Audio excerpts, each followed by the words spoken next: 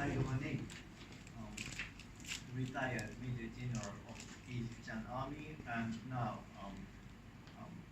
reside in Abu Dhabi. Also, he has his office in Cairo. He is a security advisor, renowned security advisor of Middle Eastern government, Middle Eastern leaders. And now he is interested in East Asian affairs also, and more frequently than before, he is visiting our part of the world, and we feel that Middle East and East Asia is now more and more connected together. And so this is a very good opportunity for us to have insider view on the security issues in the Middle East and wider global world.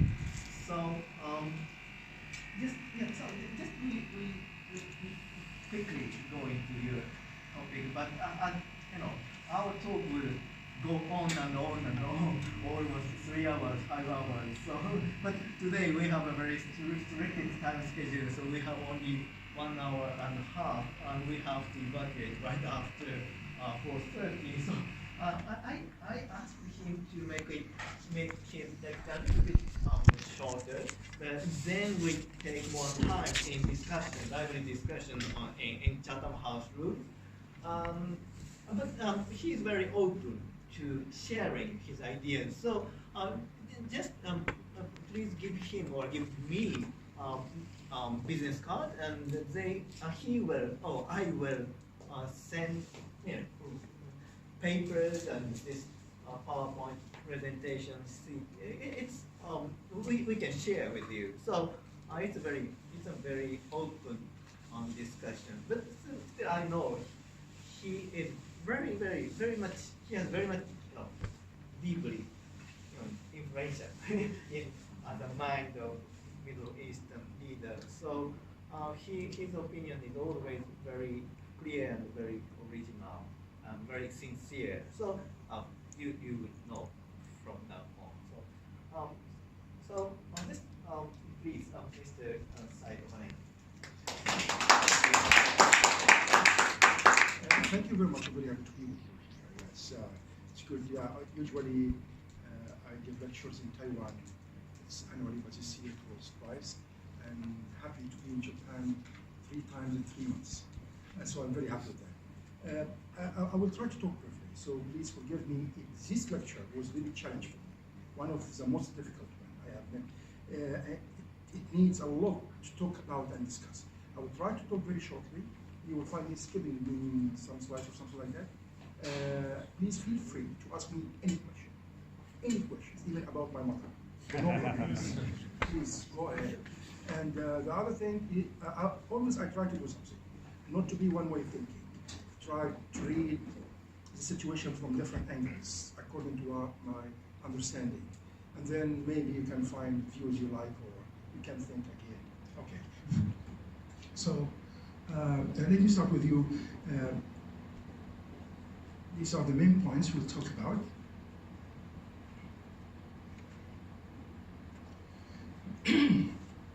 So, I would like, usually we have superpower states according to my learning. So they are the permanent countries in the Security Council. I would like to add to them 5+1, which is Germany, and then 5+2 Japan, 5+3 coming one, which is India, I believe. I would like, please keep in mind something very important. It's according to my understanding, it's a very personal view. A big difference between being a superpower state, powerful, or being influential. And there is a third dimension angle I will talk to you about. But let me talk about the difference between both of them. To be powerful, that according to my understanding, that national powers are very strong and very capable, very qualitative, whatever how national powers I have.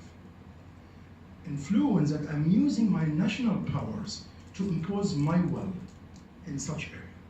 So sometimes you find countries are powerful, you have good powers like Japan, but not influential.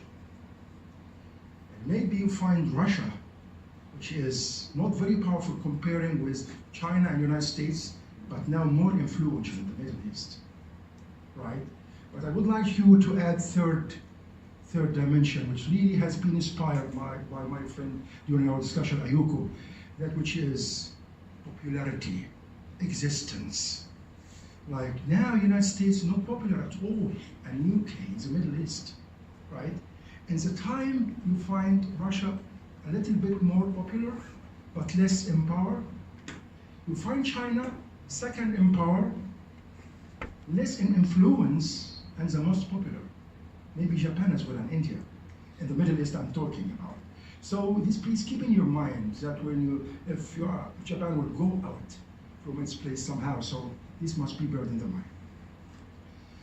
Okay, US has open cooperation, it's well known. And notice some other thing I noticed. All the superpower states can depend on each other, except two, Russia and China. They depend only on the regional powers in the area of interest. They cannot depend on any other superpower states. That's why you find them, they have their own ways to extend their existence and influence somewhere. This is my notice, actually. In the Middle East, four main regional powers, I believe, according to the national power calculations, which Israel, Iran, Turkey, and Saudi Arabia now.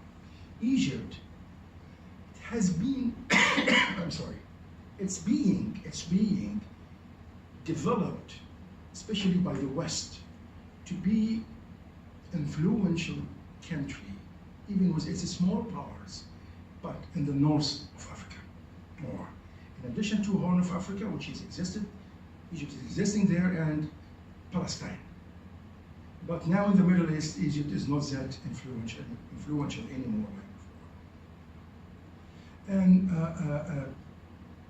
you know, there are some interactions, competition, meetings of these 5 countries and their interests in the region. Okay, so now I would like to talk about how the strategies and to see how the competition. First, I will talk about only USA, China, and Russia. So USA, I believe it would like to maintain the single unipole power.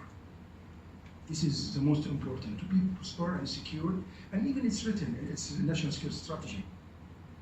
And they develop its economic power, its political power, its military power, all together as possible as they can to keep on what they are in right now. And they always believe in profit and domination. They believe if they don't do that, then they will be back. And that's why they are keeping on. Russia, they would like to be counterpart. And I think Putin thought the same way I'm talking right now. He, like, you know, the first period he was responsible for the country, he was concentrating in the economy, right? But he said, if I continue this way in 2013 when he started again, so nobody will allow me inside my country, so I have to go out. Mm-hmm. Then he started to be influential more than being powerful. He kept powerful before, but he concentrated on his influence more.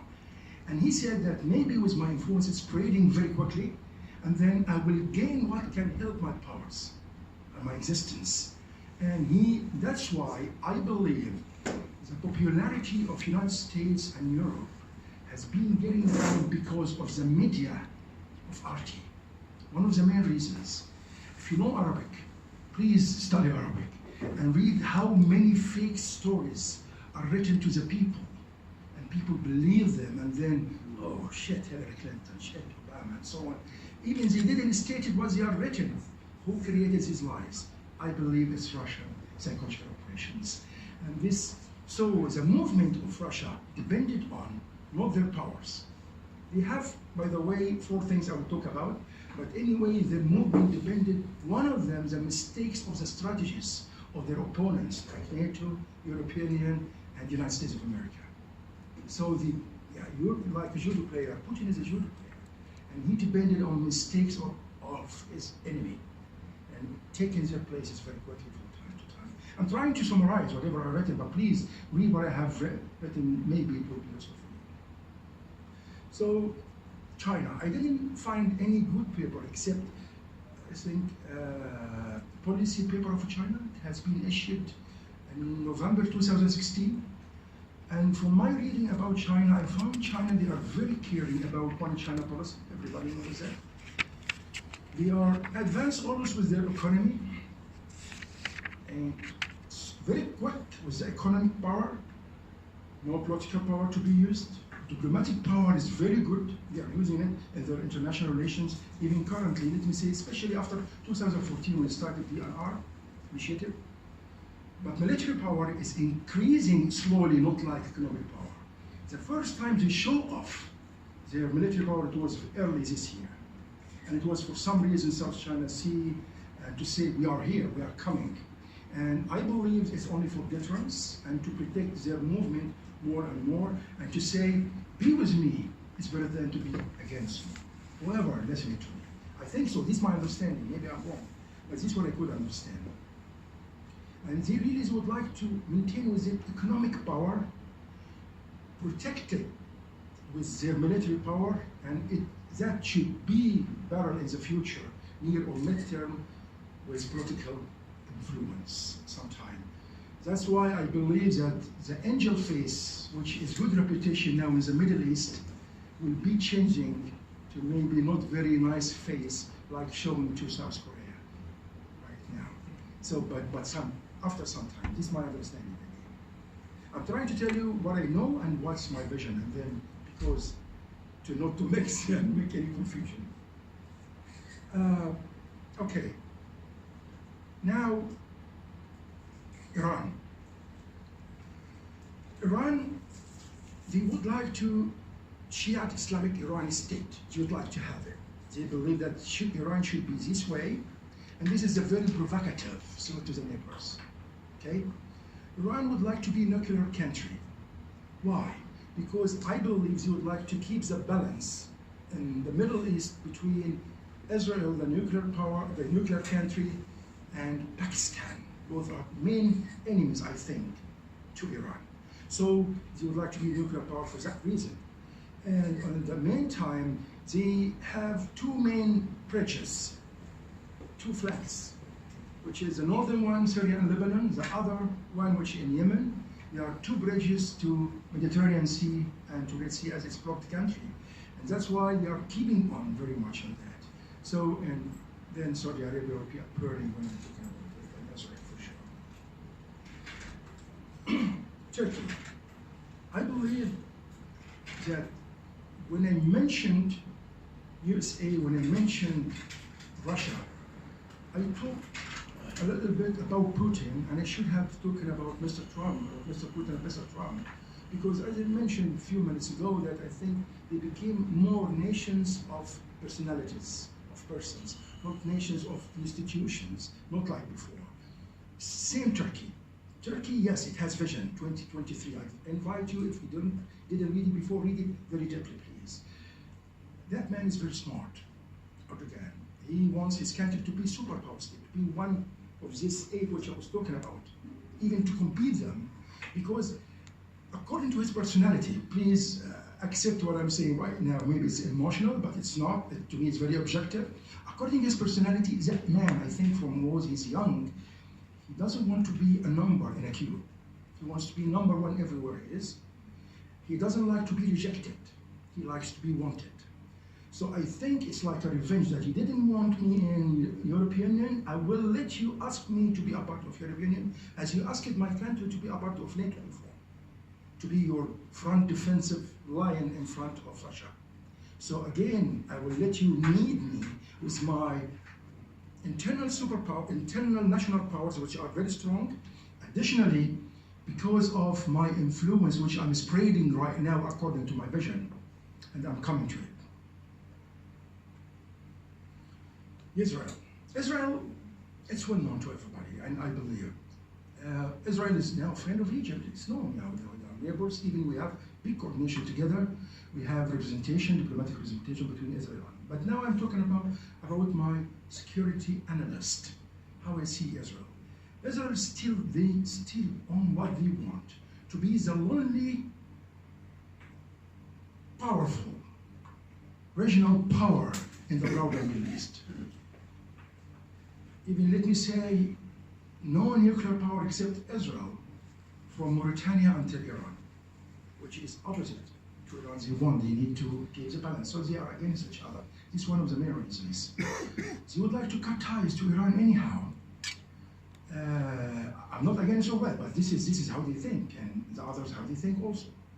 And that's why they do their best how to find assistance to help them. And maybe this is why the reason of some instability in the Middle East. Because how let this powerful country with a big economy, which is Saudi Arabia, to support us fighting them? And even it has been declared in videotapes many times by officials of Israel.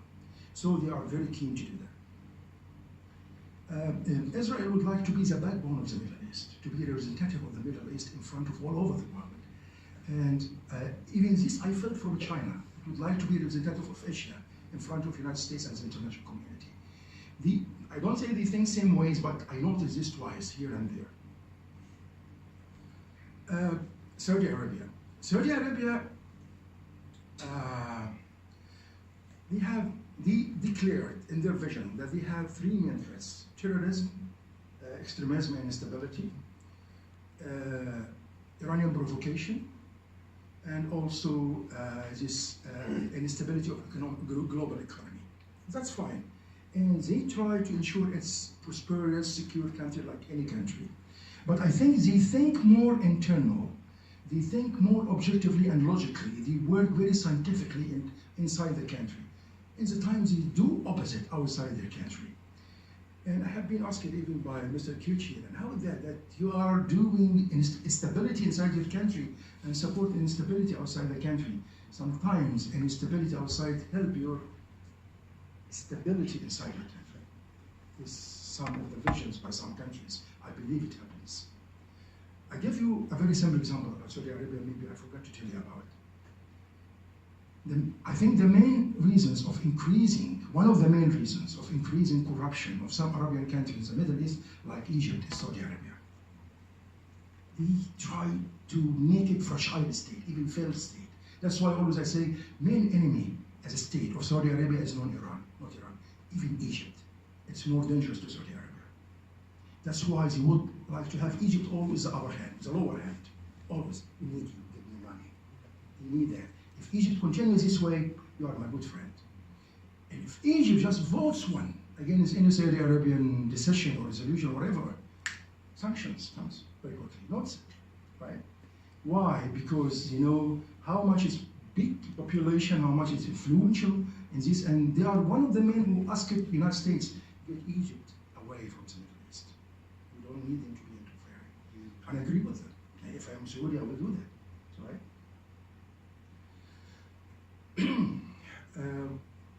Then I will go now to influence and interest in the Middle East. How I see it. How I see it. I like this map, and please you have to read it. But it has something not very accurate, but anyway. So please you can see it. And also always I like to write this a link if you will need it anytime. You'll find it. So there's some U.S. relations with Middle East, some criteria like considerations. So U.S. relations consider superpower state regarding the Middle East. You know, it's like how I am with my relation to you, how to be like. United States to Egypt, it's more aids needed. United States, Saudi Arabia, security needed more, right? So, but whatever the United States needs from them, all of them is international order. How to maintain the international order needed in this region is this MSC. I think they think this way. Also, I think the relation among the regional powers. Okay, United States watching very well, and it likes even to organize it its own way, to make it in order, according to American order. Now I'm talking about Russia. This we need something to listen. As I told you, that Putin, he said, okay, I will not stay inside the country, I will go outside. And then he thought about what? Montenegro is very important to me. Turkey, Syria, and Egypt. The if you notice all of these countries, Mediterranean Sea, because influence is sea, it's not territory. And I would like to expand outside, then okay, so Montenegro, and then I think NATO got it. They learned maybe from what happened in Ukraine. So very quickly, Montenegro became observer to NATO and then became member of NATO last year. Why? Because Montenegro is the only one non-NATO country, non-European country, and it's overlooking the Adriatic Sea, which is hitting the flank of Italy. And it's surrounded all by NATO forces. Behind it is Serbia, which is the main window to Russia to go through. So they blocked it. So he has only one option now, which is Turkey, through Bosphor and Dardanelles. And he said, I have to be very patient with this arrogant Erdogan. That's why, please don't be surprised. As I always say, follow very well, follow up very well, then you will never be surprised. So when they had an aircraft, Russian aircraft, the Turkish 2015, all observers, all monitors said, he will hit Turkey. No, he will not. He needs two things for Turkey. When a diplomat, ambassador, has been killed by someone known in front of the camera, we didn't do anything. We keep our relations with Turkey. Why? We need Turkey for two reasons. Number one, Turkish Stream, which he succeeded to do. Number two, my passage to Mediterranean, which is needed. But remember the third one, which came, which is a big goal, the biggest one. In front of Turkey being in the front line of defense to NATO against Russia, sees a 180 degrees flipping now. We should clap to him. Very smart guy. He succeeded to do that. Exploiting what? As you remember, mistakes of everybody, of the European Union, of the United States, of Israel, who was looking always to have independence of Kurdistan, which will divide not only Syria, Iraq, and Iran as Israel wants, but also will divide Turkey. This is the national security of this country. Then I fight. And really Russia was watching all of that, even preparing scenarios, expecting all of that earlier before. Putin was thinking this way. So chaos confronting, Putin chaos confronting US plans and their strategies. USA is a country of strategy. It's well known, like UK, like France, like Japan, like many other good countries. But at the same time, a question always I was asking myself, how is a country of strategy to implement its strategy in a country of chaos? But another question, it was my country, for example, how a country of strategy to confront a country of chaos, especially if you are very good only in strategy, but the other one good in strategy and chaos, which is Russia. I think he thought this way with the United States, to make chaos in your area of interests and then reorder it his own way, not your own way. Why he's doing that?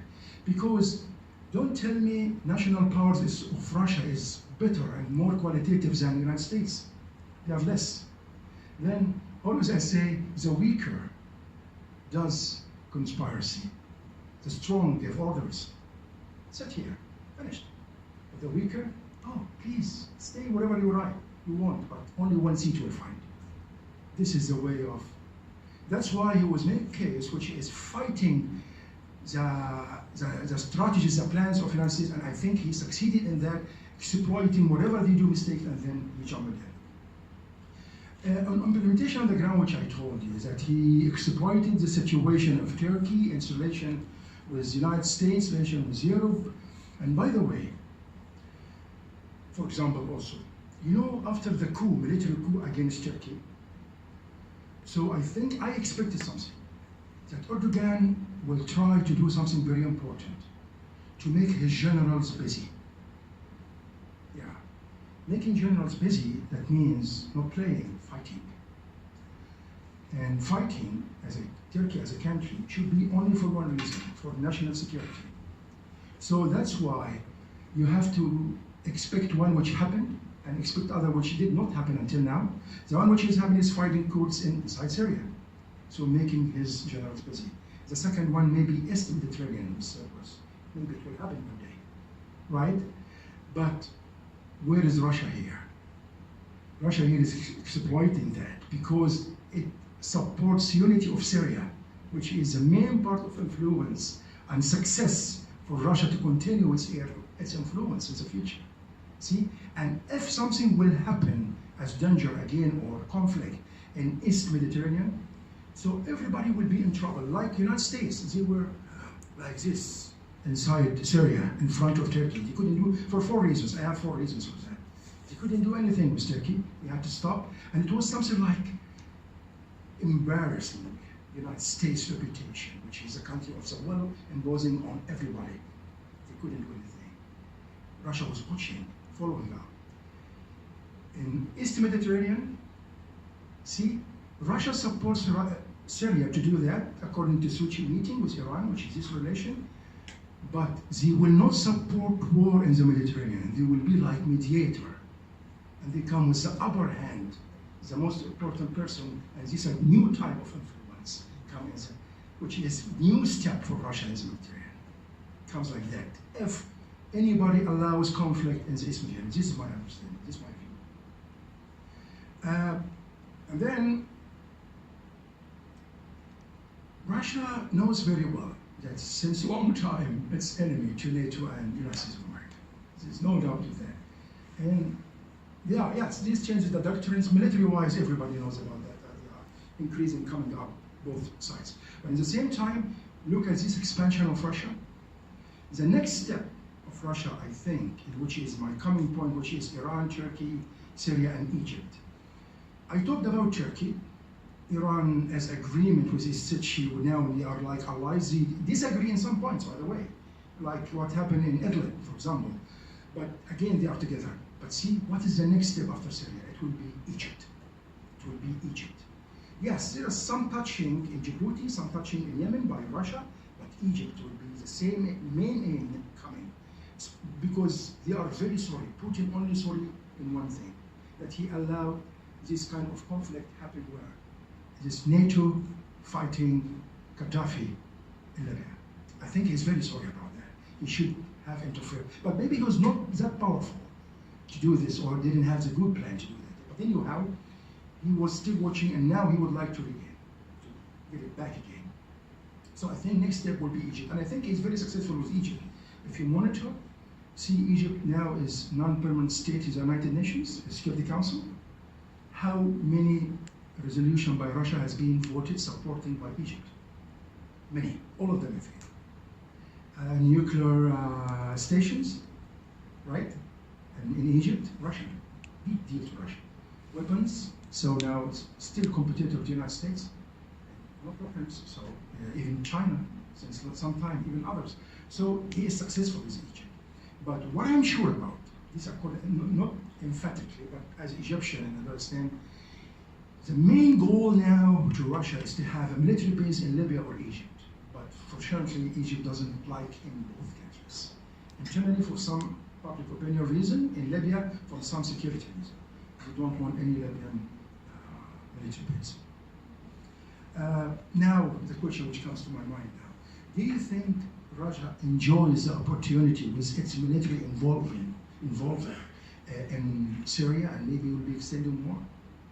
Maybe the United States sees it as not opportunity, maybe a risk. Because how much economy, how much money do you have to continue this way?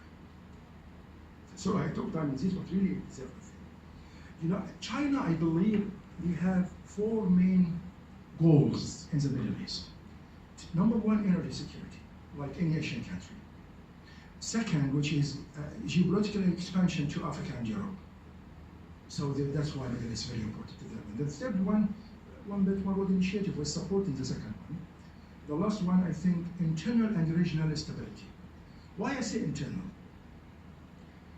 As much as Middle East stable, so, and Africa even, so probability of Chinese initiative will succeed.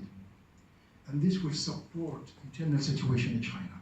This will be a part of supporting that. And even it will help China regionally in East Asia and in the Middle East, both of them, I believe.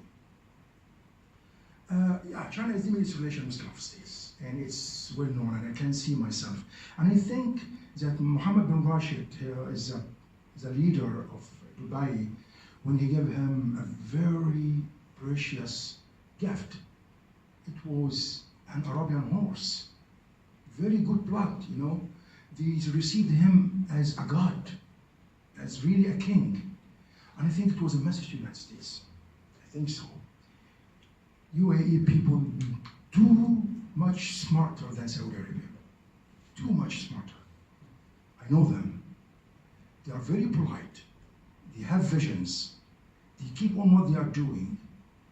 And they never confront anybody. Never. Always if I say that the last Obama was lead from behind, so Emirates was act from behind. Usually they are acting from behind. They never confront anybody. So China needs, I think, Emirates more. They need the economy of Saudi Arabia, right? But they need Emirates more because of the seaports.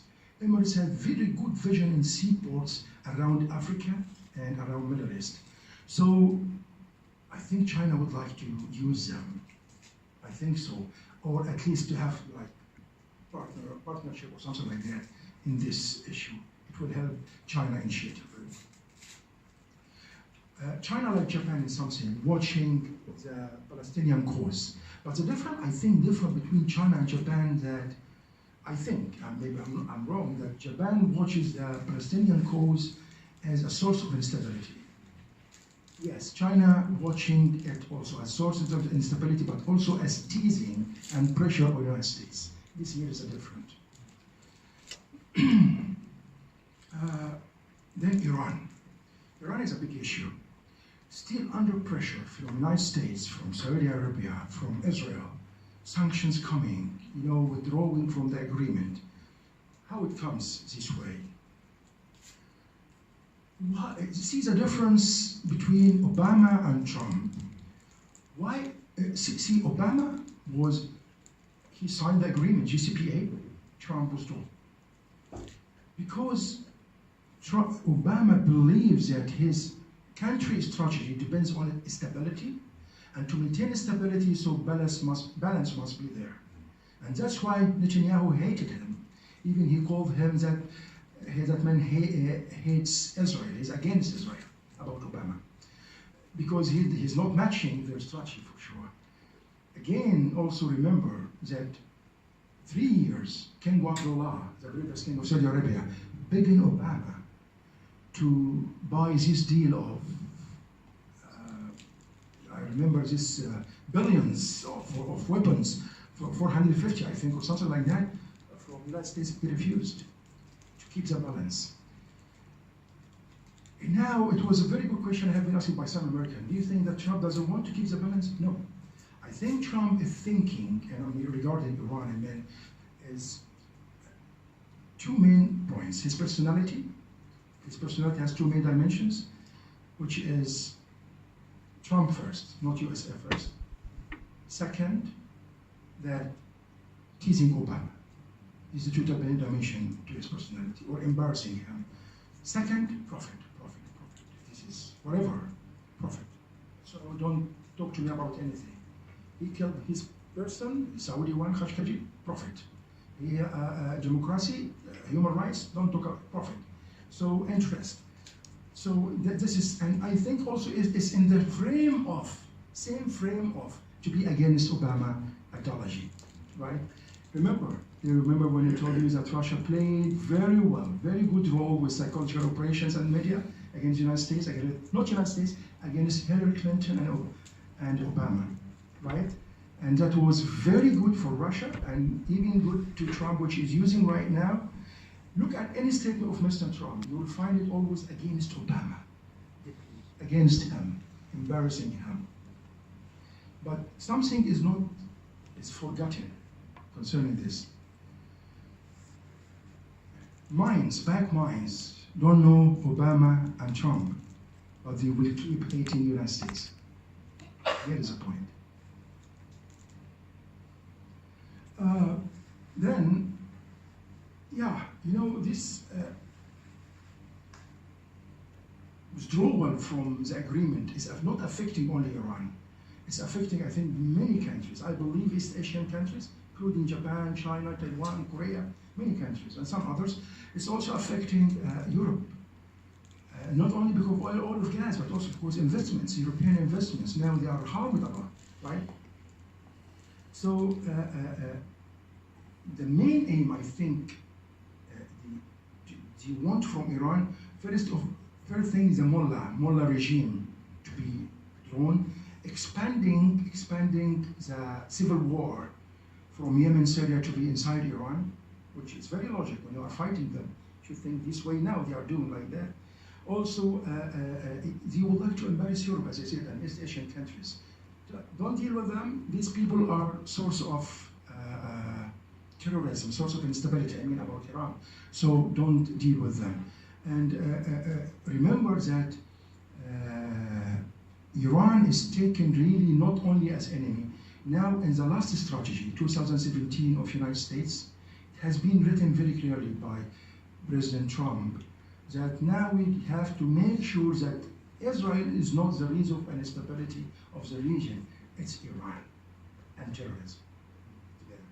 So this is one of the main points, I think. Okay, Turkey. I talked about Russia and Iran and the relation between Turkey and Russia and Iran. I talked about that European Union and NATO. So now, see, Turkey knows very well what is the curve of pressures to use, and they are using them. Refugees, we can open them anytime. They took a lot of money from European Union and Germany, especially. Germany is a sponsor of economy now in Europe. And at the same time, they always show, I will take whatever arm of weapons from Israel. Like this the last one, they are taking the missiles. So they would like to say that they are freeing, I can change, not to be the front defense line of you, but maybe front defense line of Russia against you. Which really is, I have an article, I call it changing of the alliance map. It's really changing right now. And that's why, remember, in East Mediterranean, it's very sensitive and very important. So it's NATO forces over there. The strongest one is Turkey, because second military power in NATO after the United States, okay? And in the same time, I think role of Egypt will come very important, or it's coming now very, that's why I noticed NATO inviting me a lot. Very important as Mediterranean dialogue in East Mediterranean. Why? Because Egyptian coast, northern coast, is the most cohesive and biggest coast you can depend on. And anything happen in this area, not Greece by the way, but it's against Turkey. So I believe Egypt will have some role if something happen involving Turkey. I think Egypt will be there. And maybe this is my expectation, maybe I'm wrong, but I think Egypt is on the plan right now, on the map, in this case. Turkey used to have very good relations with Israel, but not the killing Turkish people by Israeli of this age happened maybe 2-3 years ago, 3 years ago, or 4 years ago. It was going to the Palestinians to give aids. That was not the main reason of to be not good together. The main reason of supporting Kurdistan. Supporting Kurdistan. This really made Turkey, made Erdogan crazy, changing many things. Because he knows very well. You know Erdogan, he was doing what? Erdogan was playing a very good role. Not good, but a very smart role. That he made like conspiracies among Kurdistan parties. Like Iraqi Kurdistani, Iranian Kurdistani, Turkish Kurdistani, Syrian conspiracy against them. And I can give you an example. The president of Iraq right now is Kurdistan, but he's against the independence, the separation, right? So he succeeded in that very well. And it was in coordination with Iran for sure, Syria, right? For sake of Russia. See? And Israel was very good in that. He helped them in instability and taking Turkey out from this Western coalition. This, to be honest, it gives you something to Japan especially, that if you are going to this Middle East now, you can see the key countries, how they are conflicting with each other, how are the interests. That's why depending in Israel is very risky. Very risky. Israel doesn't know anything except its national interest, which is more not internal, expanding outside. Very risky, to be honest. Turkey, they know what they want, Start your deal, finish your deal.